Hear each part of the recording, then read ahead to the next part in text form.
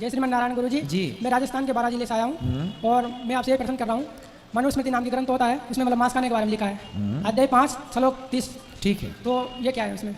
देखो, मनु ने जो लिखा वह एक उस जमाने का संविधान था। वो कोई ग्रंथ नहीं है, शास्त्र नहीं है, स्मृति है। और वहां पर ये क्यों लिखा मनु जी ने?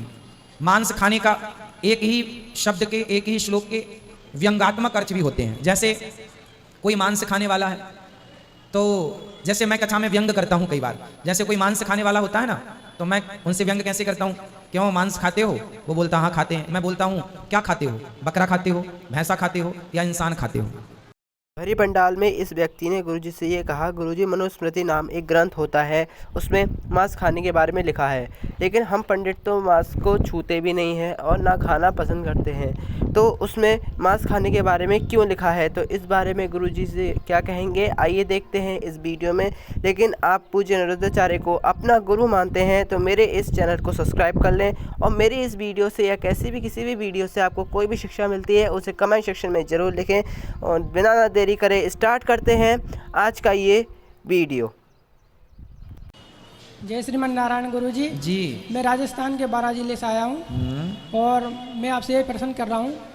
मनुस्मृति नाम की ग्रंथ होता है, उसमें मतलब मांस खाने के बारे में लिखा है, अध्याय 5 श्लोक 30। ठीक है, तो ये क्या है उसमें? देखो, मनु ने जो लिखा वह एक उस जमाने का संविधान था। वो कोई ग्रंथ नहीं है, शास्त्र नहीं है, स्मृति है। और वहां पर ये क्यों लिखा मनु जी ने?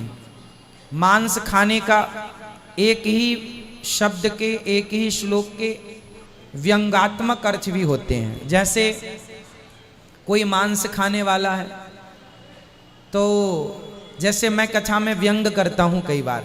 जैसे कोई मांस खाने वाला होता है ना, तो मैं उनसे व्यंग कैसे करता हूं? क्यों मांस खाते हो? वो बोलता हाँ खाते हैं। मैं बोलता हूँ क्या खाते हो? बकरा खाते हो, भैंसा खाते हो या इंसान खाते हो? ये मैं बोलता हूँ ना, तो मुझे पता है ना कि इंसान तो खाता नहीं होगा ये, फिर भी मैं बोल रहा हूँ। अब आप कहेंगे महाराज जी आप कह रहे हैं आदमी भी खाते हो, तो मैं ये उस पर व्यंग कर रहा हूँ।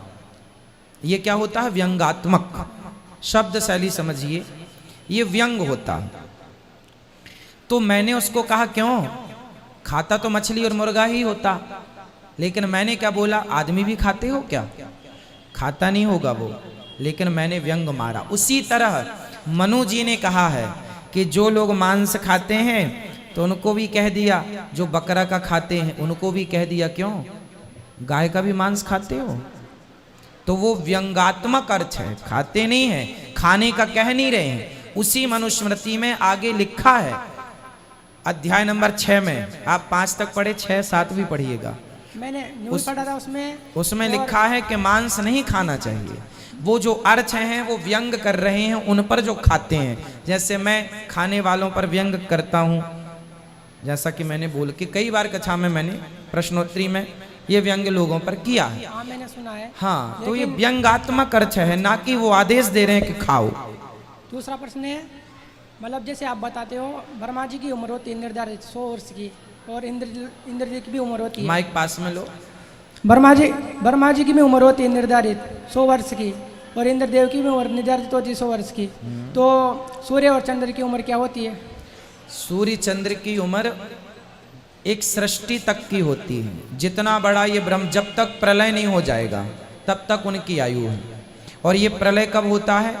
जब ब्रह्मा जी का एक कल्प बीत जाता है। एक कल्प मीन्स 1000 चतुर्युग। जब 1000 चतुर्युग बीत जाता है तो पृथ्वी का प्रलय हो जाता है। और जब प्रलय होता है तो प्रलय का पानी सूर्य चांद तक पहुंच जाता है। तो ये सब जो हमारी पृथ्वी है, इसमें ये पृथ्वी के ही अंतर्गत सूर्य चांद हमारे हैं। तो ये पृथ्वी का प्रलय होता है तो सूर्य चांद का भी प्रलय हो जाता है। धन्यवाद गुरु जी।